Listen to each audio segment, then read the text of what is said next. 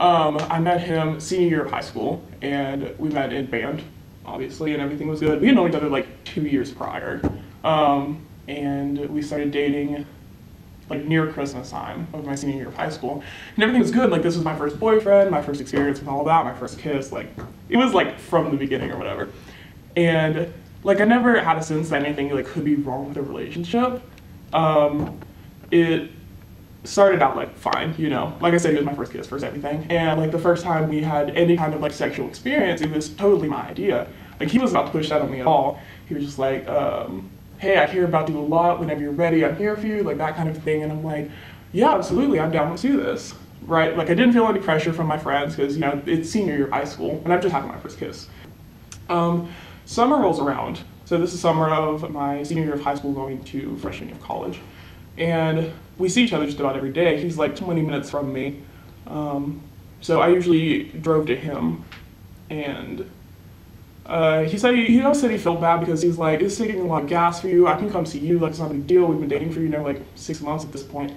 And I was always like, no, it's fine. So inside, like I knew he cared, right? He said he cared a lot, and I knew he did. Or at least I felt like he did. And every day, it was like every time we saw each other, it was some kind of sexual something that happened. But it gets to a point where it's like, okay, I kind of feel like I'm being used almost. And, you know, I bring this up to him and he's like, no, I just find you really attractive. Like, I'm really sorry if it's coming off this way. You know, we've been dating for 6 months, 8 months by the end of the summer. I don't want you to feel like I'm using you. Like, it's obviously just because I'm really, really attracted to you. And I'm like, okay, well, I guess that's fine. Not gonna worry about it. And he was planning, I also had this idea that I was going to break up with him at the end of summer because we had different plans for college originally. He was going to go to a music school in California because he works in music a lot. And I was going to come to Western for career art, obviously. And he, yeah, at the very end of summer, he changed his mind. He's like, you know what, I'm going to go to Western. I know they have somewhat of a music program there. I'll check it out. He came in and declared like he wasn't really sure what he wanted to do. But he essentially ended up following me here, which I didn't find out until later. So the weird sexual thing continued where it was like every time I saw him, something sexual had to happen. And I brought it up multiple times to him and he was always just kind of brushed off. Again, the whole sexual thing was still really strange. You know, you're in college, you see them just about every day. So if I was having sex, you're doing something sexual like every single day. And that gets to be a lot. And I brought it up to him again. Whew, not gonna get emotional. I brought it up to him again and he's like, again, he just brushed it off. He said something like, look, if it's making you that upset, if it's that big a deal, we'll just stop it completely.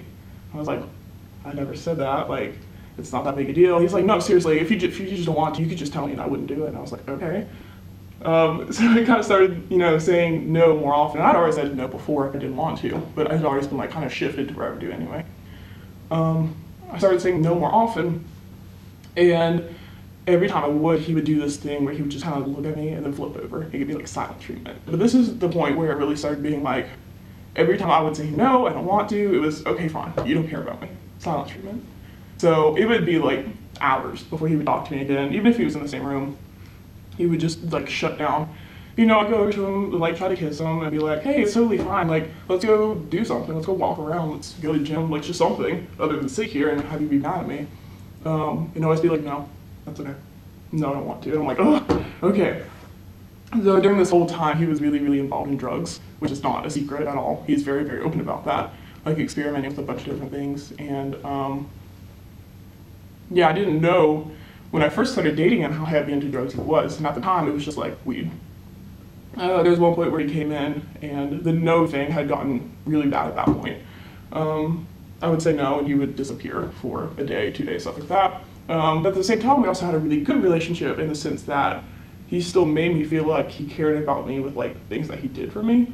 So like he would bring me food, he would bring me water, he would, you know, do whatever. But in terms of like sexual experiences, if I said no, that was like not okay.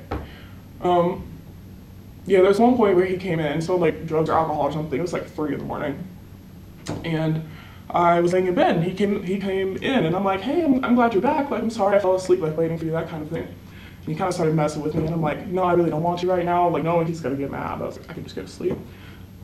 This was March of last year, early March. He was heavy into some bad things then, which I guess is worse now, but it was bad then too. I knew he was like really messed up. And he's like, hey baby, I'm so glad I'm here. Thanks for letting me stay with you. You know, this massive king size bed, whatever. He starts kind of messing with me. I'm like, no, I don't want to do anything. He keeps messing with me. I'm like, seriously, like this isn't okay. We need to stop this. He keeps going, and I'm like, seriously, you need to quit. But he doesn't stop. So he keeps going. We start having sex, and he looks at me with this like really disgusted look on his face, and he's like, you're acting like I'm raping you or something. And I look at him, and I'm like, I don't really know what else you call this. And at that point, I was like, okay, this is no go, this has got to end. I told some of my friends. I'm fine. I told some of my friends about it. I'm sorry, hold on. Anyway. I'm fine. Okay. So at that point, I knew something was wrong.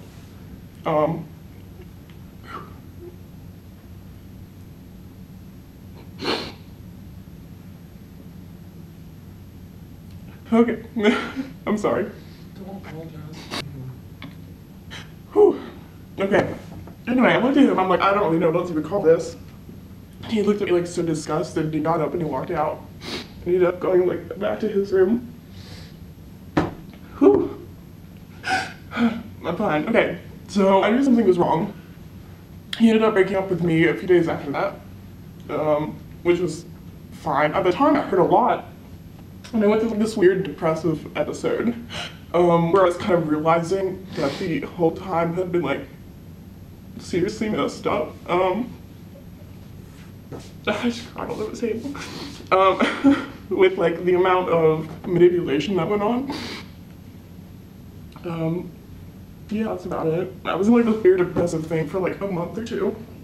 A lot of stuff started happening at one time. My computer broke and I had to spend a lot of money. It was like during finals week, it's really hard to have a computer break. My computer broke. I lost a really close family member. That whole thing happened and I felt like I was really alone. My roommate was my best friend at the time, so she still was my best friend, or one of them. So she left and I had the room to myself. I felt really empty. So I kind of filled it with him until that started happening. But yeah, I started realizing like everything that had gone on that was so like not okay. And I started Googling a lot of stuff and researching like sexual assault and manipulation and stuff like that, and realized like that's what had been going on the whole time. And I really should have spoken out about it before.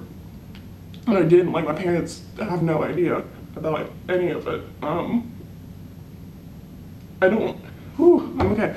I don't feel like it affects me as much now. It happened a long time ago, and I know I have good friends that support system and all that stuff. But yeah, it's really sad because you think you know someone and it turns out you don't. And they turn into someone that you kind of thought they could be, but not who they like pretend to be, you know? So it's just rough. And yeah, that's it. That's my story. Thanks. That's all I got.